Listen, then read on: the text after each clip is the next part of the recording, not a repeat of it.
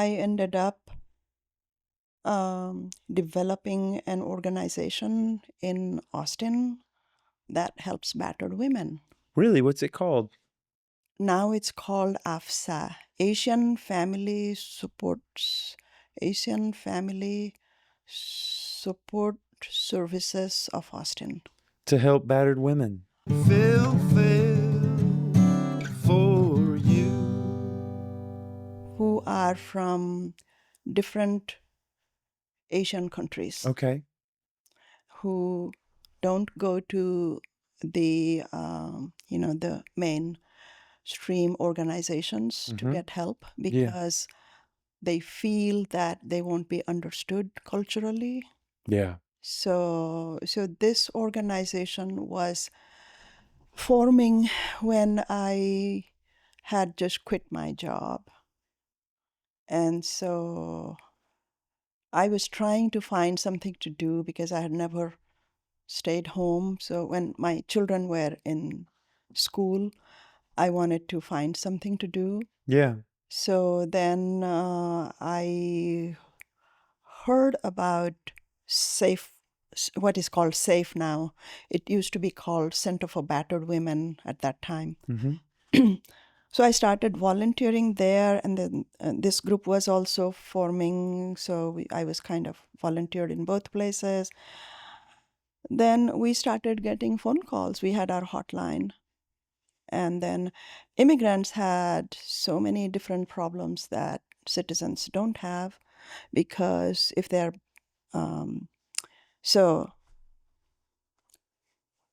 in those days, in 1994, the Violence Against Women Act passed for the first time. Mm-hmm. And that helped immigrants to be able to stay, immigrant battered women get a visa status to stay in the US. Before that, your husband kicks you out of the house, you are kicked out of the country. Oh my goodness. And you have no way to stay here because And your family could be here, your kids. you may have kids. He may keep your kids because they are citizens. Yeah. So there are so many problems that nobody knew about it. And so I got very interested in the legal aspects of this, Mm-hmm. being an immigrant. So I did a lot of legal advocacy work Mm-hmm. in the Safe Place. So it used to be called Center for Battered Women, then Safe Place, and now it's called SAFE, just Safe Alliance, I think. So I started working, and I was looking for daytime work. So I went to middle schools, high schools, did a presentation called Teen Dating Violence Prevention. Mm. That was Safe Places signature program. They had developed it here in Austin. There weren't that many programs all over the nations like that before. Austin was quite first there. And then, and I did legal advocacy. I went to the courthouse with the women to be with them when they go through hearings for protective order, divorce.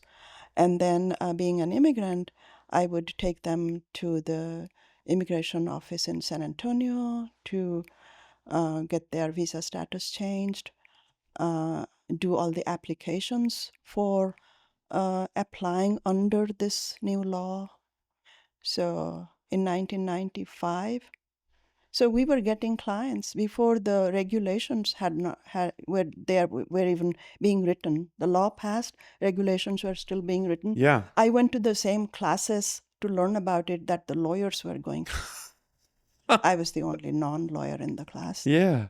So anyway, so I got interested in those things, and I had never thought I could even think about doing anything like that. And you were helping people. I was helping people. But one of the, how one thing relates to the other and how things relate to spirituality. I was interested in the Vedantic tradition that I come from and the teachings, what is there in the Upanishads.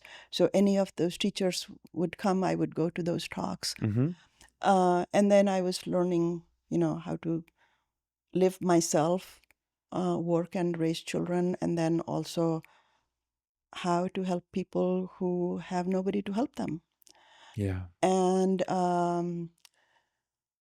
but what I was noticing is that even after you come out of the crisis situation and you sort of are better, abuse free, the trauma of the abuse stays with you. Yeah. PTSD or complex PTSD. And also the inability to trust people. Yeah. Changes your view of the world. Exactly. If somebody who you trusted abuses you, even when you are an adult, I mean, for children, it's even harder. Yeah. But even as an adult.